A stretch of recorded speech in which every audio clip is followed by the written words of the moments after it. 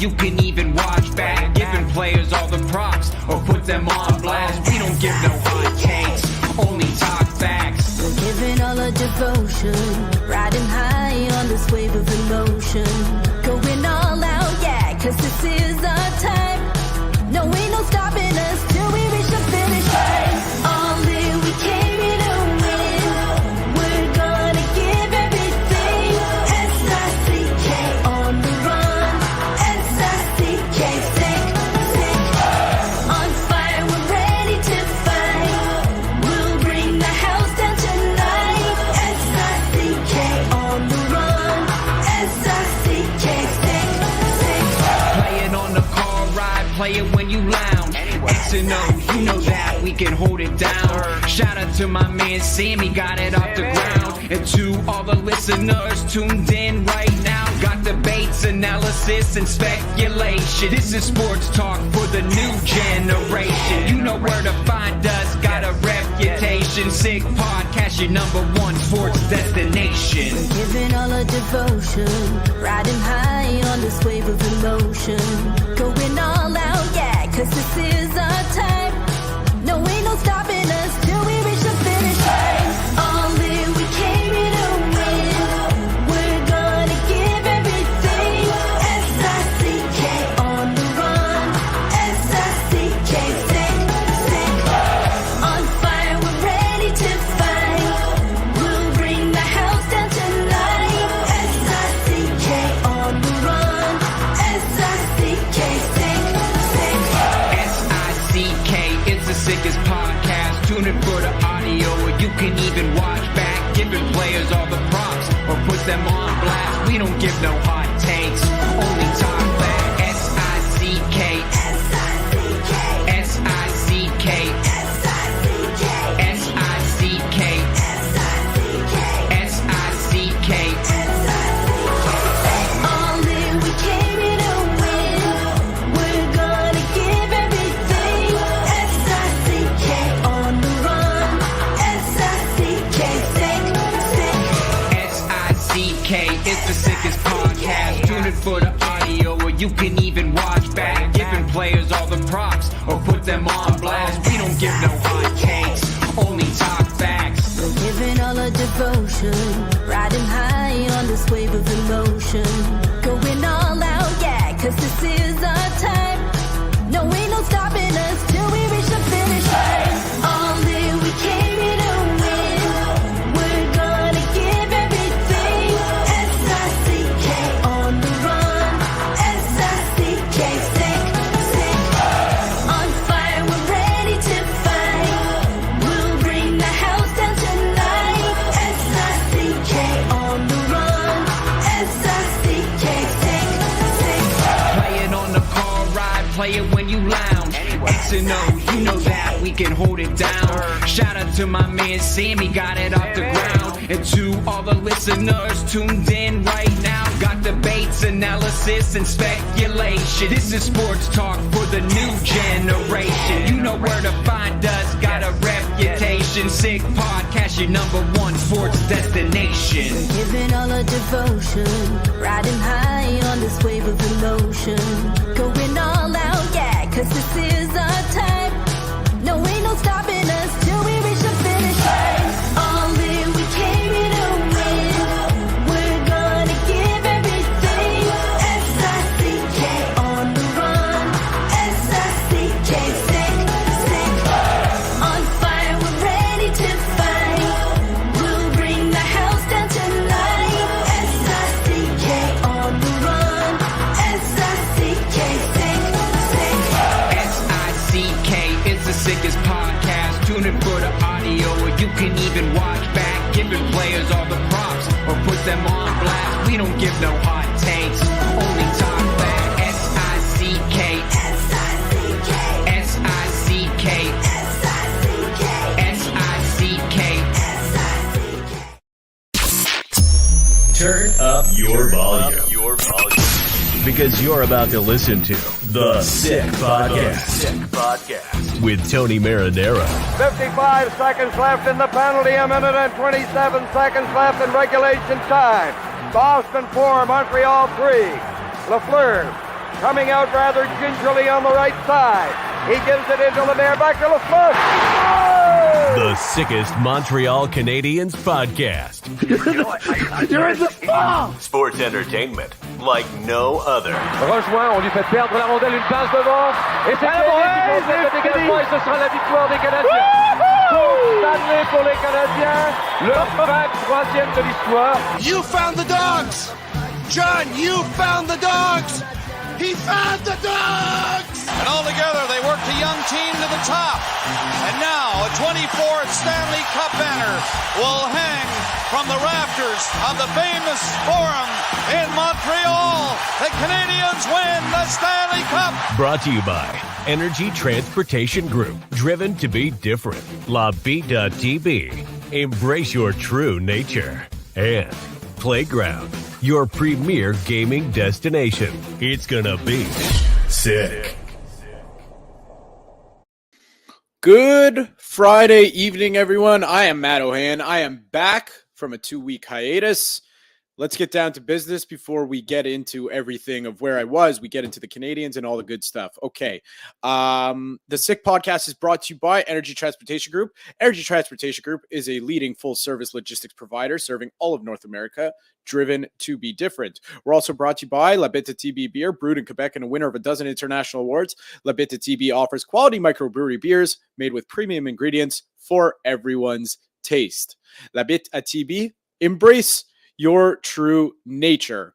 Light up your Monday nights at Playground with their electrifying musical Monday karaoke nights. Step into the spotlight or cheer on your friends as you dive into a world of music, laughter, and unforgettable moments every Monday starting 9 p.m. and make your night even sweeter. Enjoy their $5 drink specials as of 7 p.m. That is a great deal. Like, forget the price of everything these days. Like $5 for a drink, you're lucky you get $5 for a Diet Coke anywhere. So we're also brought to you by Playground. Also, finally, sportsbuffshop.com. Shop all your licensed lifestyle apparel, including hoodies, caps, and tees of your favorite teams from all major leagues at sportsbuffshop.com. Use code SICK10 for 10% off all their items. Okay, where was I? I was in Boston one weekend, and then I was in New York another one. That's the short version because I know you all don't really care where I was. So that's my story. I'm back. Good to be back. I've missed you guys, missed the Sick Army, and I missed this guy. He's my usual Friday guest. He's from the Montreal Gazette. His name is Stu Cowan. Stu, how are you? I'm doing well. Boston, New York. That's pretty good back-to-back. Yeah, and the thing was that what I did that was stupid was I came home in between, and those were two separate road trips. So I put some kilometers on the car there, but it was good. It was fun. Nice. Two of my favorite cities.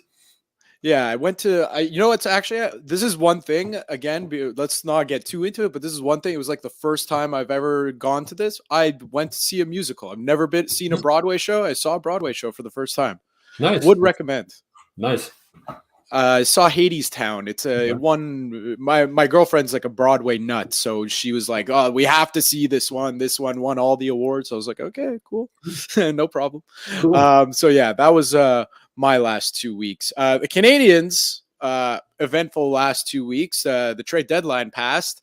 I think everything went just about as expected for them. But more recently, as recently as last night, just, it's another time that the goalies, they're starting to frustrate fans, but it's a good type of frustration because fans want the team to start losing some games and dropping points, but the goalies in Samuel Montembeault and Cayden Primeau, they're saying, no, we're not dropping points. We're going to keep picking them up.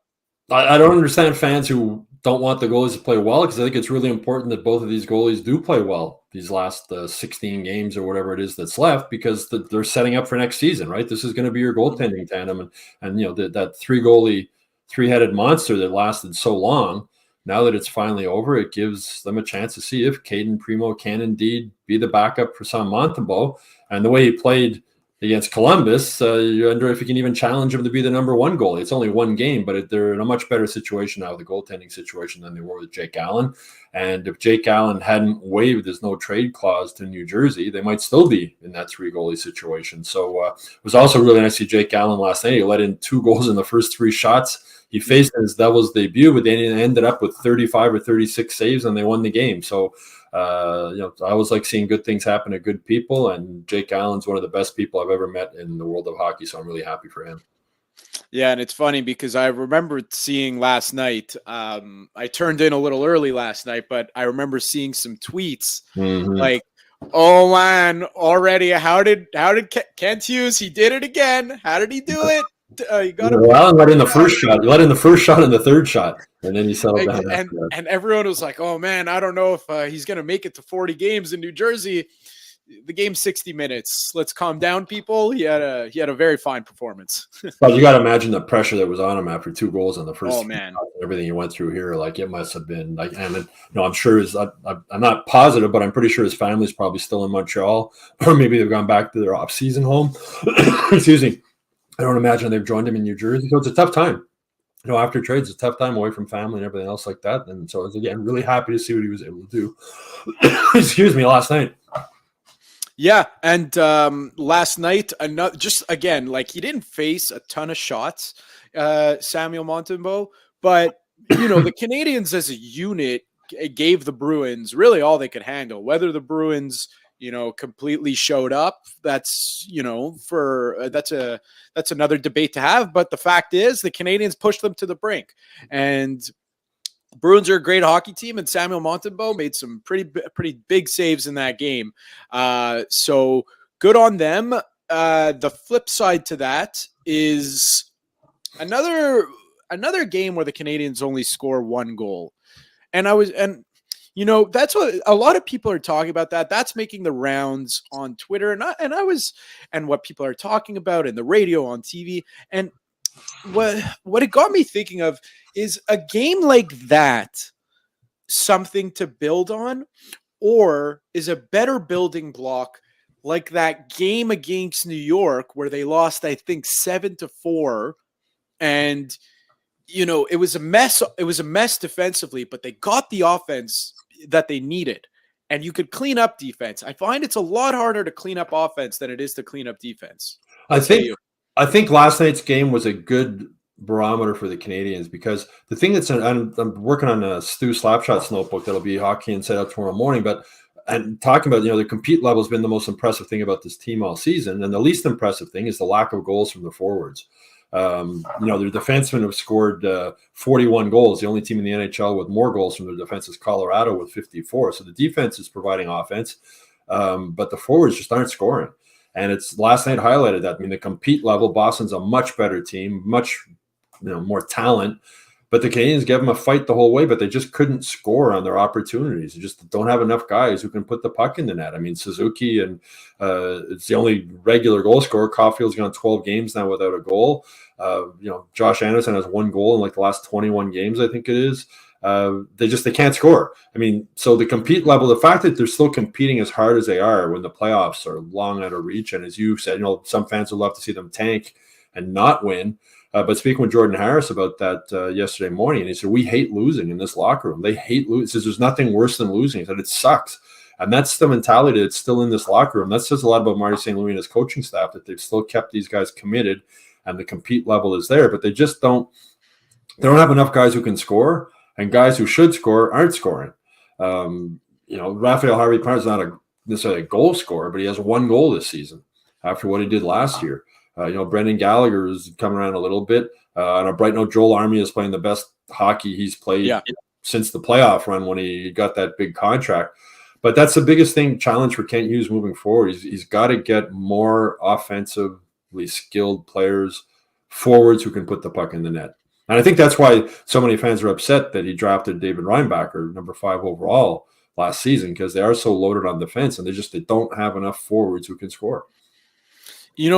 That's all that is true. The thing about, one thing, just as a side note, it's a shame Yoel Armia started having the best run of his, Canadiens career outside of the playoffs after the trade deadline.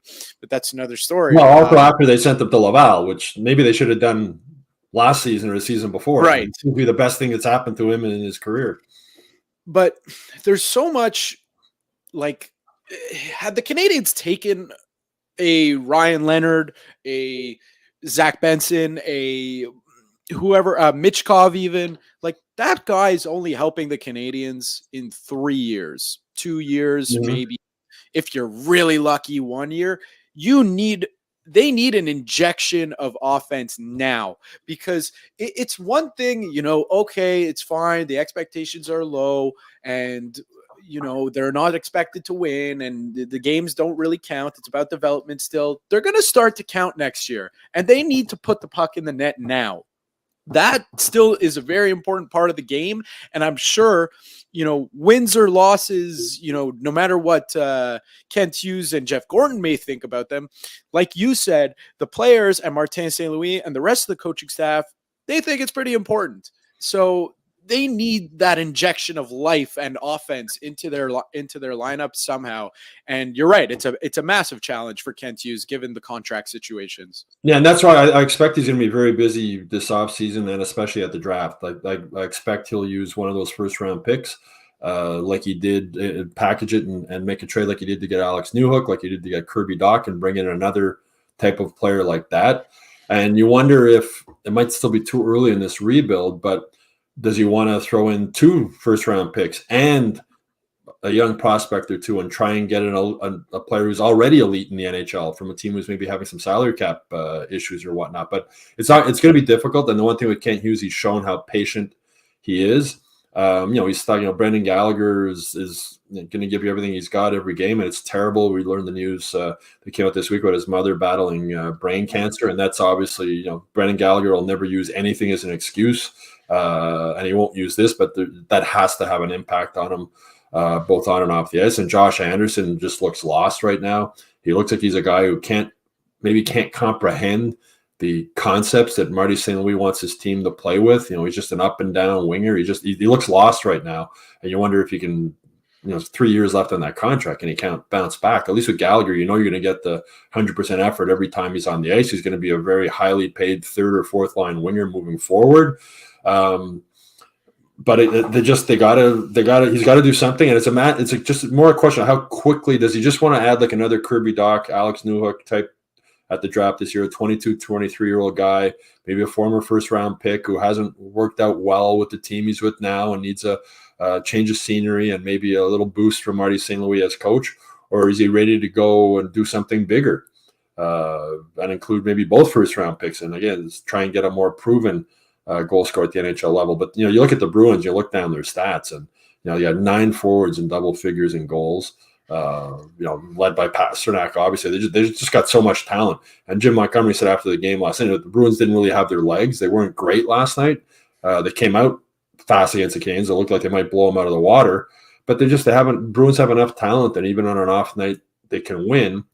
The Canadiens need to work their butts off and do everything right to win a game. Like, they're not going to win a game if they don't have their legs, right? It's just not going to happen. They just don't have the skill. They don't have the talent to put the puck. They don't have enough guys who can put the puck in the net on a consistent basis. Now, I don't know.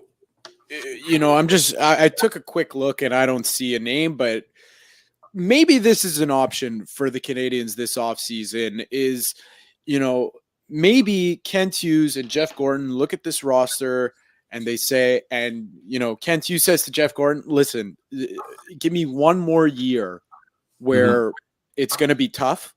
And the next offseason we'll make we're going to start making moves, because right now the contract situation is just so bad. I really can't do anything. I've exhausted all options, where they go after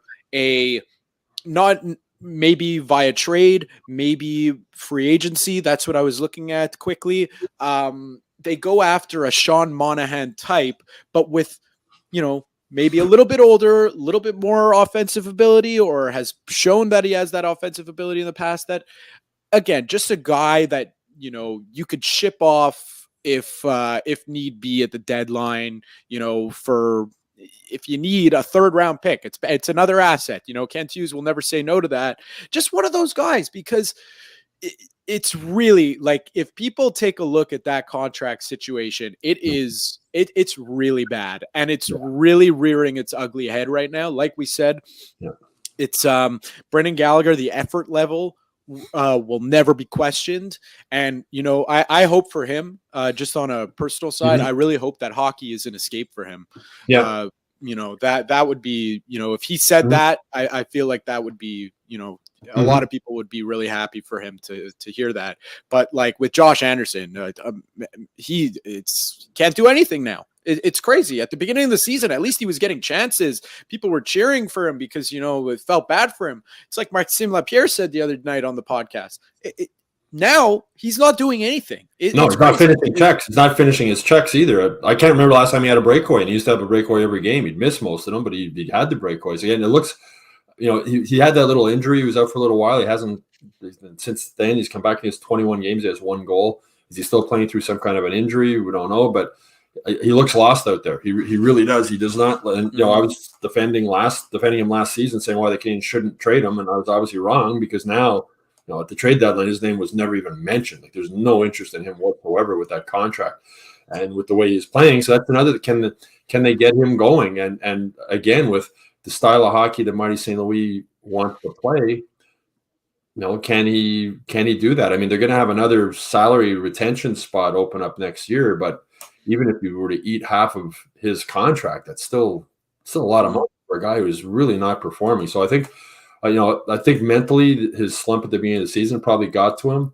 But, at the end of this season, Josh Anderson has to sit down and have a long conversation with himself and with Canadiens management, because he's got to be better. Like, he just has to be better than he is right now with the money he's making, with the situation this team is in. Like, they need him to score goals. I mentioned, when he came back after he got that first goal, and I thought, like I told you on the podcast, I'm convinced he'll score 20 goals by the end of the season, just because that's the kind of player he is. He'll get hot, and it looked like at one point that he never got hot. Just never. And now it's like getting worse. And he looks worse now than he did at the beginning of the season when he went 20 games or whatever it was without scoring. So, is it now, like you mentioned, that slump, it may have gotten to him? Was it a confidence issue? Who knows? Is it a confidence issue? Who knows? Is it an injury? Who knows? Let's move back onto the positive, because I found this just super interesting. And I don't know if Tony touched on it, but I found it fascinating, was just the swings in Cayden Primeau's psyche. Because remember, there was a game, was it against Florida? He let in 5 goals, the same glove side. And just, he looked defeated after. Like, how do you come back from that? And then fast forward to a couple nights ago, he gets a shutout against Columbus in a game that single-handedly he stole for the Canadiens. Yeah, I mean, that was one of the worst performances by the Canadiens of the year. And he says he said something along the lines of like, I've arrived, I'm just here. Getting started, yeah, I'm just getting started. Like that, just the confidence swing. For a young goaltender like that. Listen, he declared that he's just getting started. I was quite bullish on him at the beginning of the season. I still am. Am I crazy, or is it time to accept the fact that no, he could play in the NHL? Well, I wrote a column earlier this week, and Monday, when the Canadiens practiced in Brassard, we went into the locker room after the practice, and Primeau for the first time was in Jake Allen's old locker spot, right across from Cayden, Sam Montembeault, who was sitting where Carey Price used to sit. And I was looking at, I think he was talking with Eric Engels. He was doing an interview with somebody. And I was looking at him, and I was thinking to myself, I said to one of the reporters, is it just me, or does he look different? Like, Cayden Primeau, he just looked happy. Like, he looked happier. He just looked like a weight had been lifted off his shoulder. He had like a little bit of a bounce to his step when he came into the locker room. He looked like a different guy. And I'm thinking back to that guy who looked like the deer in the headlights, right? Last season, the season before, when he was really struggling with the Canadiens. He had bad body language when he gets scored on. And just that thing in the locker room, he looked like a different guy. And that was Monday morning. And then Tuesday night he goes out and he makes 41 saves and he gets a shutout. And then he has that comment after the game. And confidence is so important in any pro athlete, but especially a goalie. And it looks like he's got his confidence back. It looks like he's got a little bit of a mojo back, which you have to be a goalie. And as I said, just in the practice that Monday morning, he looked different, and then he really looked different on the ice. And he had spoken to me. I spoke to him on Monday also, and he was saying that the time off, his mental game really improved. He said when he was really, in university, when he was the best goalie in NCAA, he said he was reading the play and thinking the game were really his strong points, and that had maybe faltered a little bit. He was letting it get into his head. He's worked with a mental performance coach. I'm sure that's helped. It's helped with Joel Armia also. And he looks like a much more confident young goalie than he did previously, when every time he get called up and the Canadiens from Laval, and he'd let in bad goals, or that game against Florida, he looked like a deer in the headlights. He looked like a defeated goalie. And boy, what a way to get a confidence boost by making 41 saves. Even though it was against Columbus, it's still 41 saves, and he won that game for them. You know what's awesome is I looked, because it just, it feels like this guy has just been around forever. We've always heard Cayden Primeau's name. Yeah. He's only 24 years old. I think back to, it's not that long ago, but I think back to when I was 24. I had the same issues, like confidence-wise, at work. I was at the radio station. I'm trying to find my place. Layoffs happen. You're looking over your shoulder. He just needs, he needs that reassurance right now that, just like the forwards and the defensemen we're getting, of it's okay to make a mistake. Just you can't make it twice. Well, a goalie, you're going to make multiple mistakes a game, because you're going to let in multiple goals a game for the most part. Yeah, and in your job, you don't have a red light going off behind you every time you make a mistake, or 20,000 people booing you either. Yeah, that's right. So it's for him. He makes a mistake. He's like, now I have to wait another 10 days, 12 days to make this right.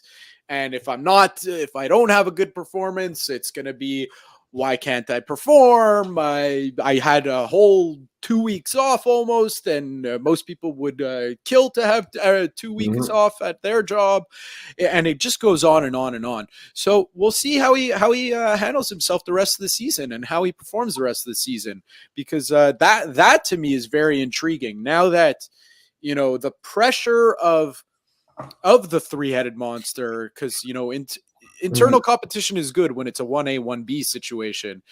It's could get a little scary for a guy, especially when you feel like you're on the outside on a 1A, 1B, 1C situation. So I'm interested to see his performances the rest of the way of the season. Yeah, and Marty St. Louis had a good comment this week, and I agree with him. He says he thinks the three-goalie system was hardest on Jake Allen than the other two, and I agree. As a veteran guy, he's already proven himself in the NHL. Like, it's harder for him, I think, to go that long between starts, as opposed to like a young guy like Primeau breaking in, or a guy like Montour who was placed on waivers before. They're used to sort of like wondering what their future might be.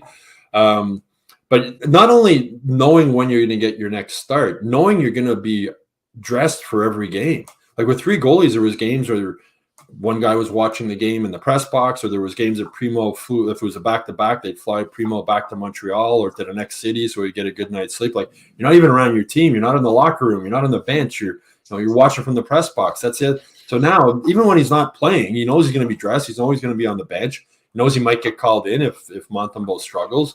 And as Primeau spoke to me also, he says he's had a friendly competition with Montembeault all season. He says that's going to continue. And as he said, every goalie wants to play. So his challenge now is he's officially been anointed the backup now. And now for him, his challenge is to put heat on Sam Montembeault. And that's a good thing, to show that maybe I can be the number one goalie moving forward too. And from the Canadian standpoint, a salary cap standpoint, they're paying less than $4 million for both goalies next year, after having that $10.5 million cap hit for Carey Price for so long. So it opens up opportunities to spend money elsewhere, like on a forward who can score goals. Yeah, no, it does. And, again, just another thing is, forget that, the Canadiens were looking for an heir apparent to the crease after Carey Price. Forget about that. But even when Carey Price was here, and to an extent, Jake Allen kind of came in. He came in the COVID season, if I right, or the season. It was he came in. It was before he came in. Basically, Carey Price's backup, right? When they realized Carey Price couldn't play 65 games a season anymore with his knee situation, and they realized they needed a legitimate backup, and and that's why they got it. It was actually September of 2020 when they got Allen. So it was the COVID season where they were leading into the COVID season, and up until that season, how long were the Canadiens looking for a good backup for Carey Price? Like I think the last one before Jake Allen, quality backup, correct me if I'm wrong, and no disrespect to the other guys that backed up Carey Price, I think it was Peter Budaj. They didn't have anyone. They didn't have us, and it was just give me a guy, just give me 10 wins. Like I remember that with Antti Niemi when he was here. It was off those. If he was able to give us 10 wins instead of 6 over the however many games he played, Canadiens would have been in the playoffs. I still remember Claude Julien getting upset at me in a post-game news conference because he had played Price like 13 games in a row or something. And Price had a bit of a rough night. And I asked him, if you thought about maybe giving Carey Price a night off, and he got fed up with this. He blew up at me. And then Claude, being the gentleman he is, like the next day or a couple days later, he apologized to me. So I wasn't upset with you. I was really pissed off at my team. But he had nobody else he could put in. He was putting another guy in net meant we were going to lose, basically. So a tired Carey Price was a better option than whoever else he had as a chance to put in. That's why Marc Bergevin realized we can't play Carey Price 60-odd games a year. We need somebody who's going to be able to play 30 games a year, 35 games a year maybe. And then if we're going to get in the playoffs, we got to rest Carey Price. But that's it. And now, seemingly, if this works out, the way I think the Canadiens hope, I think the way that they're thinking it, if Cayden Primeau works out the way they want him to, it's no knock to say you're a backup goalie anymore. No. I think I think it would be it's not like the days where it's just like, you put the backup in against the weaker team and that's away you go. If you win, great, and if you don't, oh well. And if you do win, or if you don't win, oh well, we'll get them next time. And kind of threw that game away. That doesn't happen anymore. Teams don't have the luxury to throw away that 30, 35 games now. No, I think if things work out, the way the Canadiens hope they work out with Primeau's development, we're going to see a case where Montembeault plays 50, 52 games and Primeau plays 30 games, plays a game a week or moving forward, and then create a little bit of a competition over who gets the net more. But as I said, from Montembeault, you're talking about the thing that Montembeault's done this season. He's proven he can give his team a chance to win just about every game he plays. There's maybe a handful, not even a handful of games this year where Montembeault has been shelled and hasn't given his team a chance to win. Against the Bruins, again, he gave his team a chance to win. He played really well, got them into overtime, and you're not going to win too many games as a goalie when your team only scores one goal for you. And, that goal that Jake DeBrusk scored, I mean, it's 3-on-3 anyways, so you can't really do much as a goalie once your team's caught out of position anyways. But, he couldn't do 2-on-1. You can't blame him on that goal. That was a beauty by Jake DeBrusk, who it seems like it's amazing to me that he went from requesting a trade to just, he stays in Boston. It's just, that's another crazy story. But just looking at it, was Antti Niemi. It was actually his last season in the NHL. He was awful. 17 games, a 3.78 goals against average, 887 save percentage. He had 8 wins, 6 losses, 2 overtime losses, and he was pulled in one. He played and that was the year, I think, the Canadiens, that was the year that they missed the playoffs by 1 point or 2 points. Just give me one more win, man. Just give me one more win. That's all it was. That Mike Condon there for a while. I remember too. I remember he played in that. He took over after Carey Price's knee. Yeah. Dustin Karski, good playoff. He was fine against the Rangers in the playoff run. You can't blame him for that playoff loss, but it wasn't like playing in front of Carey Price. No. And Marc Bergevin's built this team around, let's get into the playoffs. Anything can happen, and maybe Carey Price can stand on his head. And he did that, 2021 when he did, basically carry. Well, he did. I mean, there's no way to get out of the first round against the Leafs without Carey Price. He carried them to the final, and then, unfortunately for him, that was the beginning of the end. So all that to say, if it works out, Primeau can have himself a very nice long job and a nice long tenure here in Montreal if he so chooses to want to stay here. Well, at least until Jacob Fowler is ready to. Yes, and then there's even more competition. Then you're going to have a 3-goalie competition again. But you know what? If they all work out, even better for the Canadiens. And the waiver thing, of course, with Fowler, when Fowler turns pro, you can't send him to Laval without losing him. Yeah. That's Primeau would have played in Laval this season, but it wasn't for waivers. That's the only reason why he was with the Canadiens, is because Kent Hughes knew he would lose him if he sent them on waivers to Laval. So that's how this 3-goalie situation ended up. And you know what? If you're Kent Hughes, you better hope if all three of them work out that you better make the right better make the right decision. Yeah, but that's a good problem to have. So let's talk. We've gone 30 minutes, 31 minutes without even mentioning his name, I think. Juraj Slafkovsky, still trucking along, playing some, again, very good hockey. Had another good game last night. Very good pass to Nick Suzuki last night for his 26th goal of the year. However, there was one point in the game that I think collectively everyone in Montreal that has a Twitter or X account tweeted or X'd the same thing at the same time, which was shoot the damn puck. Yeah, you got to shoot in that spot. And listen, he's matured quite nicely over the season to now. That's another one of his area. He just shoot the puck, man. You got a good shot. Yeah, Marty St. had a good quote after the game last night talking about it's like he's got a lot of poker chips now. He's collected all these poker chips now, and he knows he can play some. And if you lose one, well, you lose it, And it was a pretty good way to analyze it. And I've noticed his confidence like really carrying the puck through the neutral zone.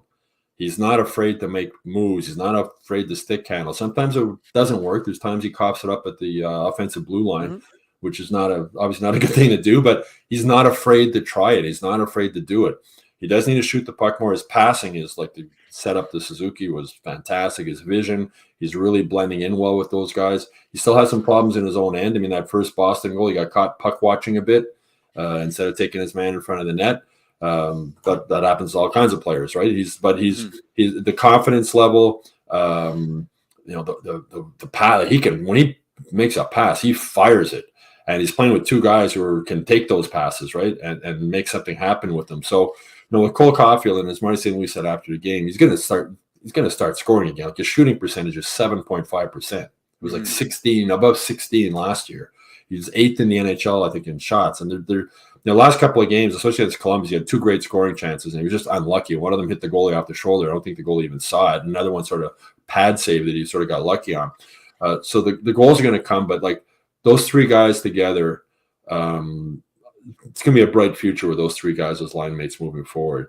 They see the game. They think the game very well. They obviously have all the skill. But you're right. The number one thing with Slafkovsky is just the work in the defensive end is going to come. He's way ahead of where you'd think a 19-year-old in the NHL would be playing defensively.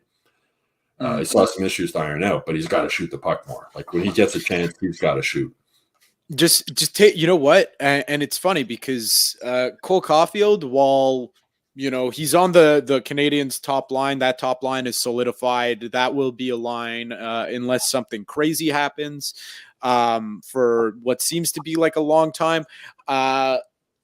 You should take a page out of Cole Caufield's book and just keep on shooting. Shoot or shoot. Yep. Just keep on shooting because Cole Caufield, the Canadiens have played 6 games in the month of March. Cole Caufield has 0 goals, but he still has 26 shots. It's he's in the top 10 in the NHL in shots. He's just above 4 a game. Just shoot the puck more. That's all it is. Just Marty had a good quote last night too, and he's talking about Caufield, and he's saying if you reverse his stats, he said he's a goal scorer, he's going to score again. Don't worry. But if you reverse his stats, nobody'd be complaining. And if you reverse his stats, he'd have 33 goals and 19 assists instead of 19 goals and 33 assists. And before the season, who would have thought that Nick Suzuki was going to score 30 goals, which it certainly looks like he will. He's at 26 now. Who would have thought that Cole Caufield would have 33 assists at this point? He's only 3 behind Suzuki. So, as Marty said, he's seeing the game better. He's visualizing the game better, Caufield. He's become a better playmaker. He's always been a really good stick handler, good passer, good vision.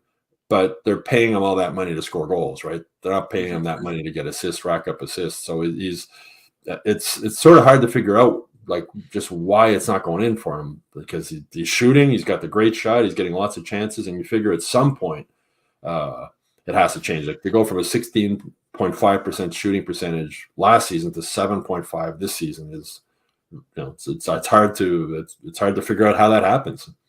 You know what I'll say though is one thing that is a huge positive for Cole Caufield. And listen, I know the pessimistic Habs fans that are fed up with the losing, and I get it. I get being fed up with losing. But this might really piss some people off, what I'm about to say, and rub people the wrong way.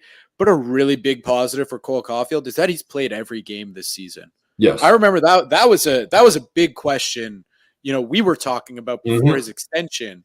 We said, can he play a full season? He's doing it right now. So it's not going perfectly and it's not going in for him. But like you said, he's becoming a better playmaker.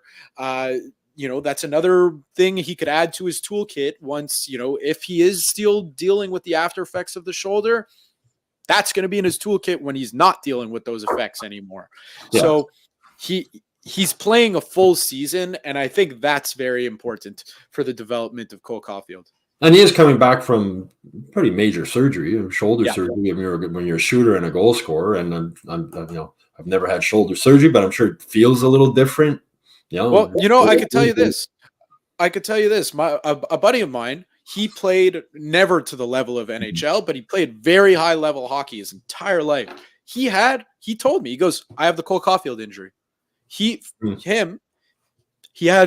got the surgery. He's not an elite athlete getting, physiotherapy every single day.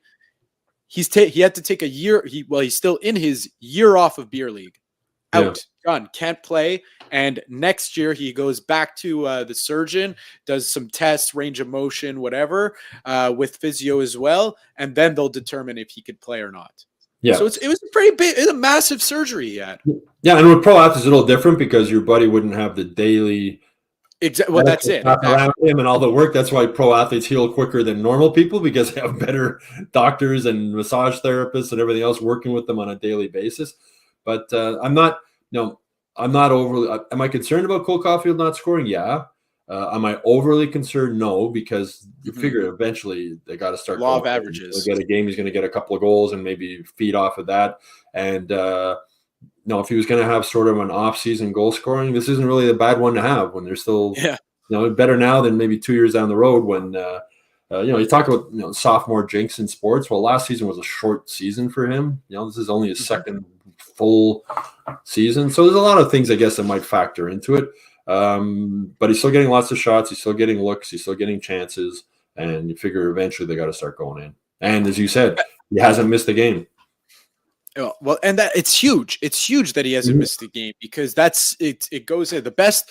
They say this. They said this in football when determining the free agents, because it's free agency now. The best ability is availability. It goes for hockey, goes for basketball, goes for baseball, goes for football, goes for any sport. Best ability is availability, and not just because of his shoulder surgery, his size. Right, he's a small kid, and he's able to avoid the big hits, right? He's got eyes in the back of his head at times. He knows how to spin away. He knows how to protect himself. He's been doing that since he was the smallest kid on the ice at 8 years old or 7 years old or whatever. So he's used to protecting himself. But to do it at the NHL level is another thing, and he's been able to do that this season. And he hasn't missed many, if any, practices or that with therapy. I know Slafkovsky's missed most of the practices recently, morning skates for therapy, and Suzuki from time to time will take a day. But Caufield seems to be healthy. Maybe the shoulder feels a little different, as we were mentioning. Maybe the shot feels a little different coming off his stick. But it's he's not going to, heading into the season when people are saying, 50 goals, 40 goals, he's on pace, I think, to finish with 24 or 25, which for a normal player wouldn't be disappointing. But as I said, Cole Caufield, the Canadiens are paying him a lot of money to score goals, and it's just not happening this season. And again, it's just like you said, like Martin St. Louis said, flip the stats and nobody's batting an eye. If he was on pace to have 41 goals and 24 assists, nobody would be mad about that. So I'm not too I'm concerned for the moment because the Canadiens need Cole Caufield to be Cole Caufield. But like you said, overly concerned for long term, not really. He's going to have a full off season if it does feel different to get used to it. So that'll be good for him. And the thing with Caufield, the other thing, the best availability being, it's also like he's a breath of fresh air when he walks into the room. Like he hasn't let it, whether he's scoring or not scoring, he's still got that upbeat personality. He keeps the room. The guys love him. He's like their little brother running around there. He's smiling and laughing. Even we interview with the media. He's got a really good, fun personality. And I think especially playing in this market, that's really important. ESPN did a little feature on him. I saw it on Twitter earlier today, and he was talking about the pressure of playing here and how difficult it was and the expectations of fans. But he had an interesting part. He was saying, when that season when he got sent to Laval, his second year here, he said he was actually started going to the outdoor rinks in Montreal just to skate, just to make the game fun again, and realize why he had the passion for the game. And it's easy to forget how young these kids are, 22, 23, 24 years old, with the pressure in this market, and even more so for Slafkovsky. That's what's impressed me the most about Slafkovsky this season is his ability to deal with everything that comes with playing in Montreal at such a young age, and to improve the way he has, to be so good dealing with us in the media, to keeping his sense of humor, keeping his smile. He's hard on himself, but he enjoys coming to the rink. He's having fun, which is really important for a kid, especially at that age. And the same with Cole Caufield. There's a lot of young guys in this team, and they all seem to be able to handle what comes with playing in Montreal. And not all athletes, not all players who have been here can do that. And Jonathan Drouin was sort of the poster boy for that. Maybe this is a link. Maybe I'm creating a link.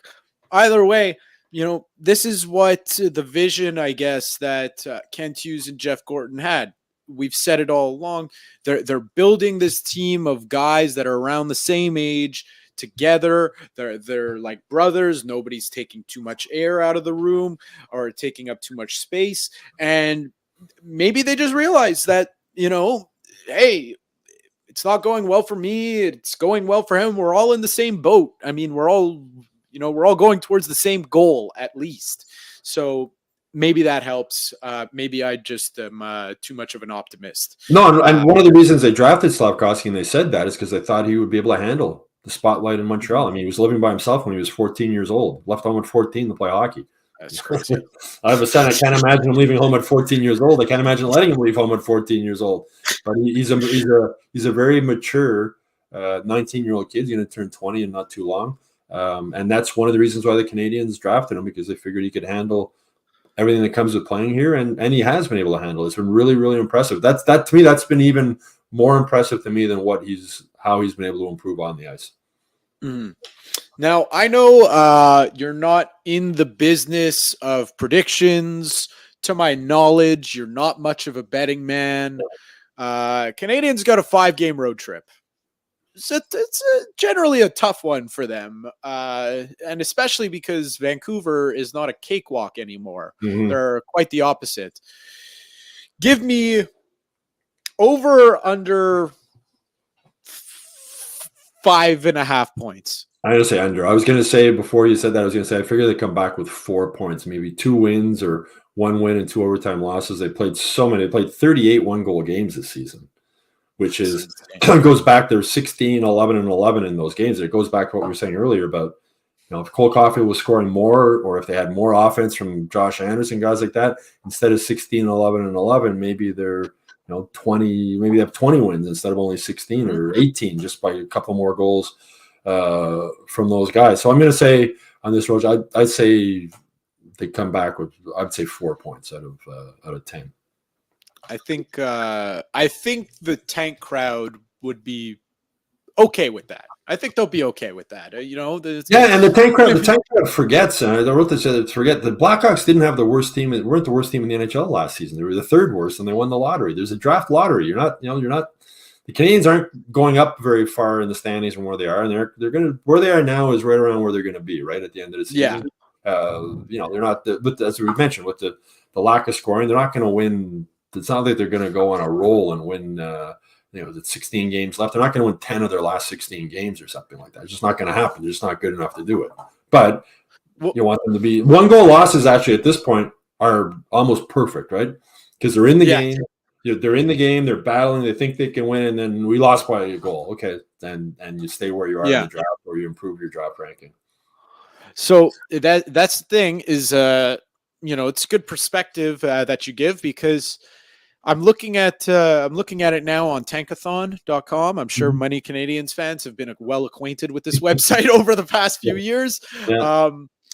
They could fall probably or climb depending on the way you look at it, as high or as low as 5th worst. Yeah. They ain't catching Columbus. No. Columbus is at 55 points. I know it's only 6 points, but Columbus isn't winning 3 more games than the Canadiens are this season, or picking up 7 more points than the Canadiens will pick up from now till the end of the year. That ain't gonna happen. No. So the lowest they could go is beat out Arizona for 5th. Good perspective. I don't see them catching. They ain't gonna catch Buffalo. They're gonna finish 26, 27, or 28. That's more or less where they're gonna be, right? Pittsburgh 6 points ahead of them right now. I don't see them catching Pittsburgh, and Arizona's 2 points behind them. It's Arizona. Then Ottawa. It's amazing. Ottawa's 3 points behind the Canadiens. That's. Well, you talk about Canadiens fans being frustrated. Imagine Ottawa fans. They're 3 points behind the Canadiens. You would think Ottawa would catch them, but Ottawa's just it's what a horror show that is in Ottawa this season. Listen, I'll say this: there are 3 really important games for the Canadiens between now and the end of the season, and they are the last 3 games of the season, because they play Ottawa and then they play back-to-back against Detroit. Yeah. Now, Detroit aren't in this race. However, back-to-back games against Detroit. Detroit, generally speaking, gives the Canadiens issues. I'm not going to say, that's a division rival. You're going to have problems against every division rival. But they give them issues. That game against Ottawa is very important, because that turns the gap into 1 point. And then anything can happen from there. So that'll be. I was going to ask you if the game's in Ottawa or Montreal. It doesn't matter, because it's a home game for the Habs in either city. Yeah, it's a home game for the Habs either way. But it seems like either way, Ottawa just deals with the Canadiens just fine. They got no problems against the Canadiens. What I will say though, outside of the Canadiens, if we can, for the just the what little time we have left, is it just me, or does no team in the Eastern Conference wildcard race want to make the playoffs? I mean, I don't know. This is a crazy playoff race, and it's intense because nobody's winning. It really is. It really is. I mean, Washington's got a chance. I mean, Buffalo's actually got a chance to get back in it now. This would be what Detroit 7 losses in a row. Detroit. Yeah, and then you had it in the bag. I mean, the Devils. Maybe does Jake Allen carry the Devils into a wild card spot? So they're 4 points out right now. And you're right. It's just, is it pressure of the playoff stretch coming down? Is it guys getting tired at this point of the season? But that's where the loser point. People complain about the loser point, but it does exactly what Gary Bettman and the NHL owners wanted it to do. Is it keeps more teams in the playoff hunt as long as possible. That's exactly what the loser point was brought in for. You know what I will say about the loser point, that one team can't be Happy about the loser point, and I'm looking at it's Detroit, and it's Detroit because they're even on points. Granted, okay, it's win percentage at that point or points percentage at that point, but they have more wins than the New York Islanders do. The New York Islanders have 14 overtime and shootout losses. Yeah, and they are if the season ended right now, they make the playoffs over the Detroit Red Wings. At 29, let's do some math. At 29 and 36, the Detroit Red Wings are 33 and 33. Yeah. That's a better record in my books. Well, you know what's the Bruins have the most loser points in the league. Huh. They got 15. I didn't even look that far because I'm like, they're so cemented. And they have 15 loser points, and Florida has 4. And they're 1 point apart in the standings. Wow. Yeah. That's listen, many people important in the industry, like as high as Pierre LeBrun and as low as Matt Ohayon have been clamoring for the 3-point system. Not going to happen. I know it'll never happen, but what'll happen before that is more teams getting into the playoffs and expanding the playoffs to 20 teams. That's more likely to happen than the points. It's all about money. It's all about money for the owners. And the more teams in the playoff hunt, the more tickets, the more teams in the playoffs, the more money comes in. And from a player standpoint, the more hockey-related revenue, the more money they make too. So pro sports, I keep telling people, it's a business. It's all about money. I know it's all about money, but it annoys me. Mm-hmm. Listen, the NBA playoffs, there are few better products than the NBA playoffs. And I feel like it has that reputation probably because of how unentertaining and how boring the regular season could be. But the playoffs in the NBA, amazing. What pisses me off the most about the NBA, forget the players taking therapy games, forget therapy day, therapy games, is 10 teams in each conference. I count the play-in tournament as the playoffs. It is the playoffs. 10 teams, 20 teams, 2/3 of the league make the playoffs. Yeah. That it's too much. 50% is too much. Yeah, well, the NHL used to have 16 out of 21 teams or whatever it was back in the day making the playoffs too, which was ridiculous. I don't remember. I think it's perfect. A 32-team league and half the teams make the playoffs.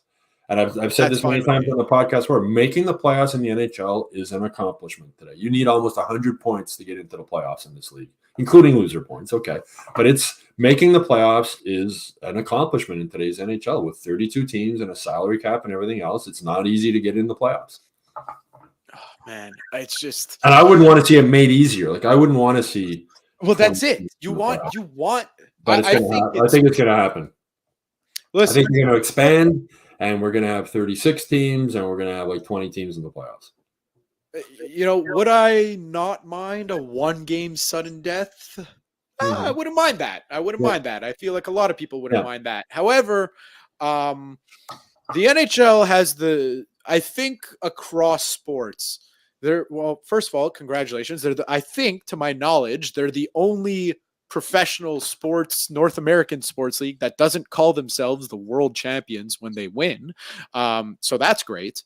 The other thing is that they're known to be the hardest trophy in sports to win. Without a doubt. Bar none. Without a doubt. None. Every second night.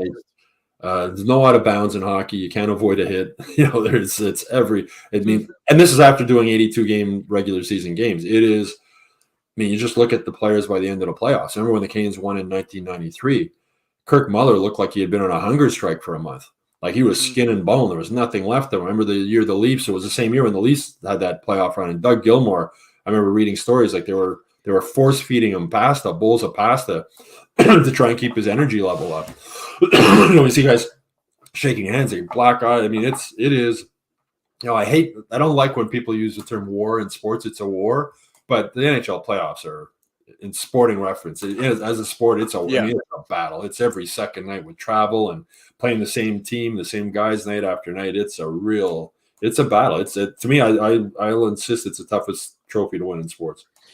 In a 7 a 7-game series, credit to the NHL and the NBA in this.